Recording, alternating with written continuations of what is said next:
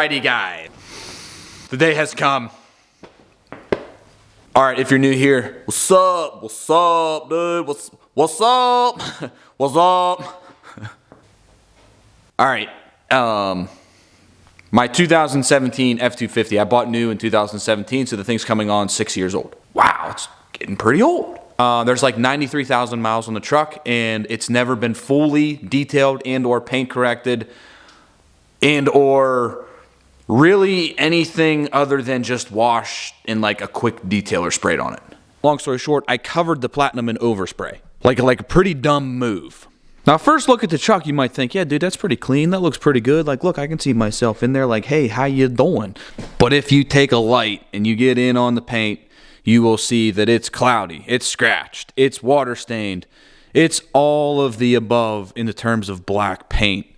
Pretty much minus like washing swirls. I did a pretty good job of not scratching the truck when I was washing the thing. But you can see what's going on here. It is far from good. It is far from perfect. But at the 5 foot mark, it don't look that bad.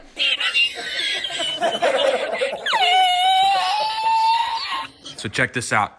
I'm getting my bearings straight on here on how I'm gonna attack this whole overspray, because the hood is the worst.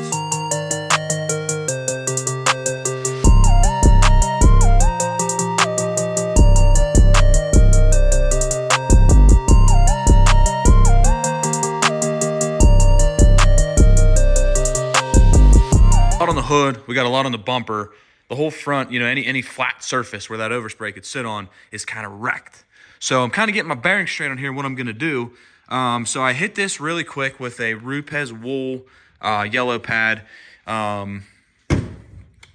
with Meguiar's 210. Now I know that's finish polishing. I'm trying to do this the least as possible. So here's what I'm at. We have smooth, smooth, smooth. And then you can see right where I start hitting some overspray still. So you can hear this. Nothing. I mean, this is smooth as glass. And then listen here.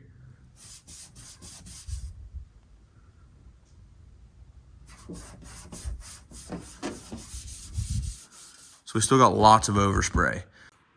All right, guys, I used the M105 on the wool, did a quick pass on this top flat section here. Not on the angled section, just on this flat piece. And I think we got it. So I think we're gonna do that, at least on the heavy stuff on this hood, because check it out. All the overspray is gone. There's still some deep, dents and nicks and stuff from driving on the highway. But overall, all the scratches are gone. All the overspray is gone. So you can see the difference from there to there. Covered in overspray still. First pass with the Rupes wool medium in Meguiar's 105. All right, so now I already went over and did the hood. The hood was the absolute worst. So I clay barred it twice. I did one clay bar round outside, one clay bar round inside, just because the overspray was so bad on the hood that it needed done. It needed done a second time. Now for the hood, I was still testing out some different ways that I was going to go about this whole process here.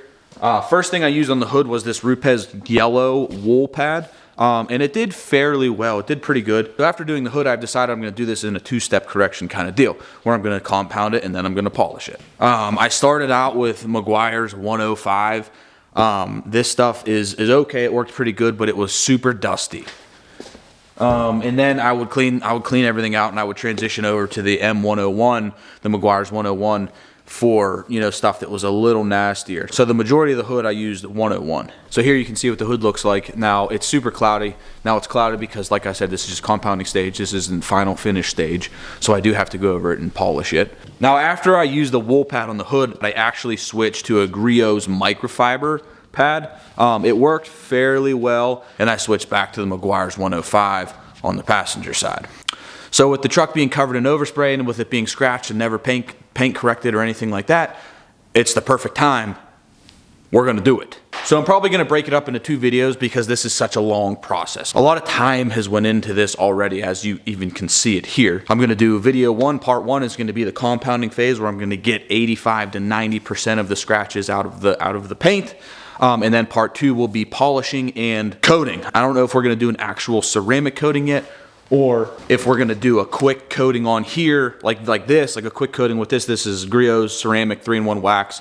I've never used this stuff, but I've seen some great reviews on it, so I think it's pretty good. But I would like your input on that one if you think we should just do this, or if you think we should do actual ceramic coating, like a real, like Crystal Serum Light, or you know, whatever you guys want to see done.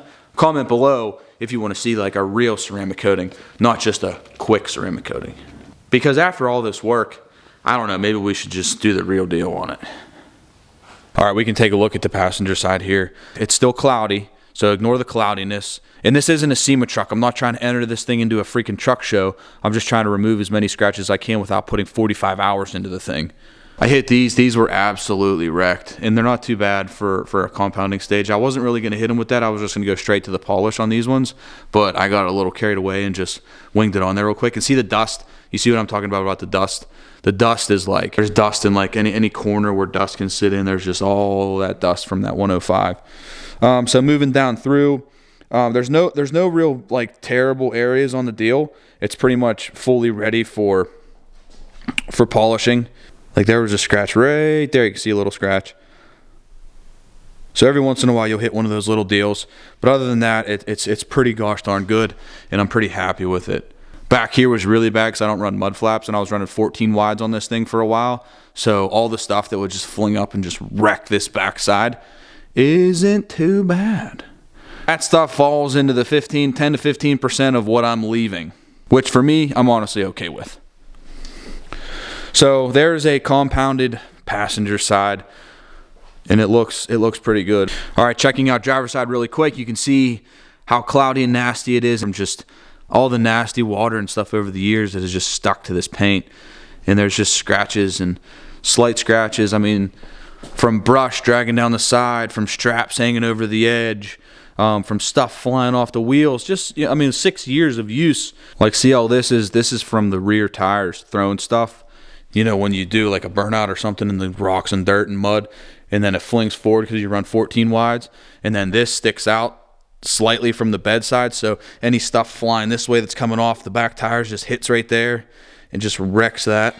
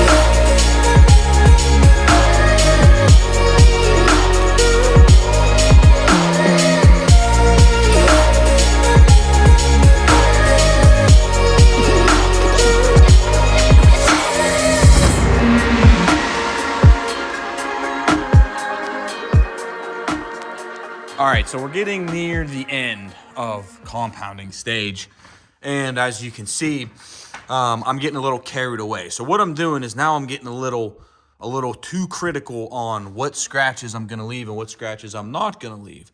Now I'm going over the edges. I'm refining the edges with the small polisher, and I'm seeing scratches. So like I'll find something like right there. See that scratch right there? I just put a finger mark on it. So like it's honestly very hard to find, but it's there.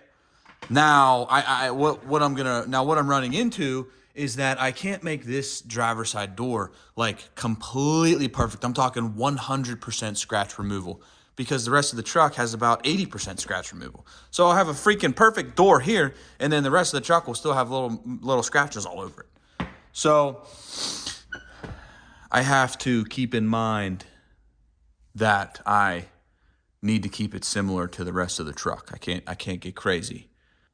I just like using that little freaking polisher. So there's a lot of ways to do this. We're just gonna film in the reflection here. So there's a lot of ways you can do this, right? You know, you can get all kinds of crazy, but I like to just keep this as simple as possible. And that is to get the paint looking as good as it can while leaving the most paint behind you can. So so what I'm saying is, you're not gonna sit here and freaking buff forever. You're not gonna just polish and compound and keep going and going and going, or sanding or whatever, because then you're just gonna burn through your clear coat. So the way I do this is to make it look as good as possible, all while leaving the most amount of paint as possible. So the main reason why I'm doing the 2-stage is because of the overspray. If there wasn't the overspray on the truck, I could have just single staged this and then boom, we're done. But I'm gonna go over it twice, because that way I didn't sit there and just buff and polish like 15 cycles in a row. So just do this once, then polish it, and you're done. So you can see the chips that I'm dealing with here. This is where I'm at. I'm kind of like finishing up right here on the driver's side area. I got a little bit to do on the top side of the fender. So those, unfortunately, I am going to leave. Yeah, I know it sucks, but it is what it is. But overall, I think we're in pretty good shape. And guys, this complete compound from Griot's or whatever came with the little polisher, so I figured I'd freaking use it. Why not? Because it came with the kit. Might as well use it. I actually think it's working pretty good. It gets the scratches out pretty good, and it doesn't leave too much of a haze or a film or anything. So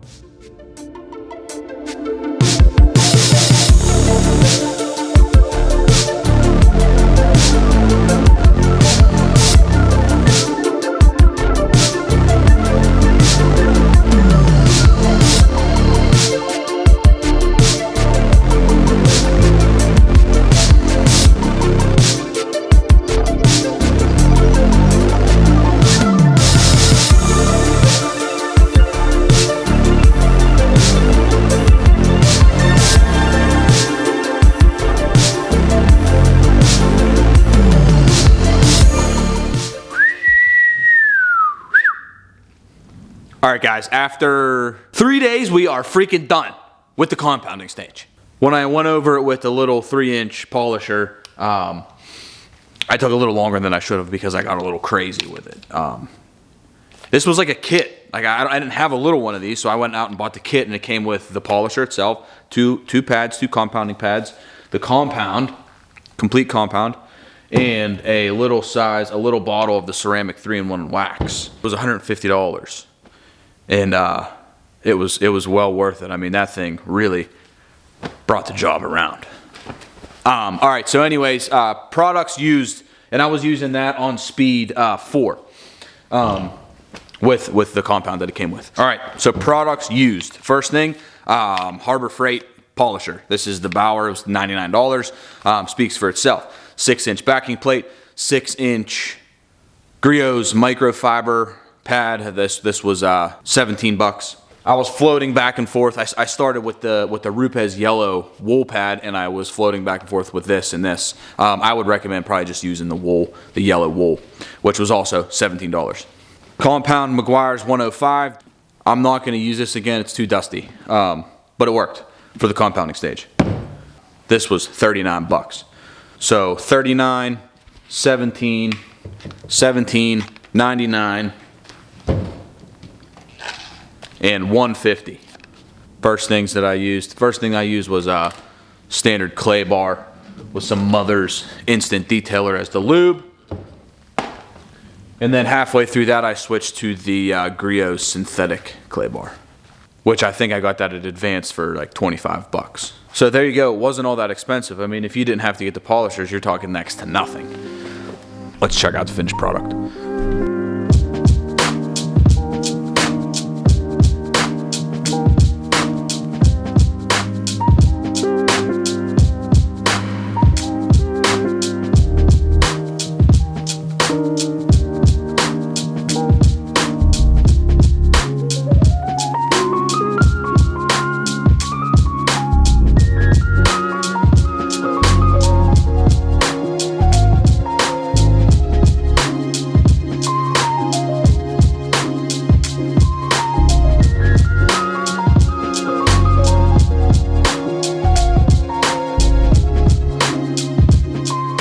And also Car Pro Eraser for a grand total products used.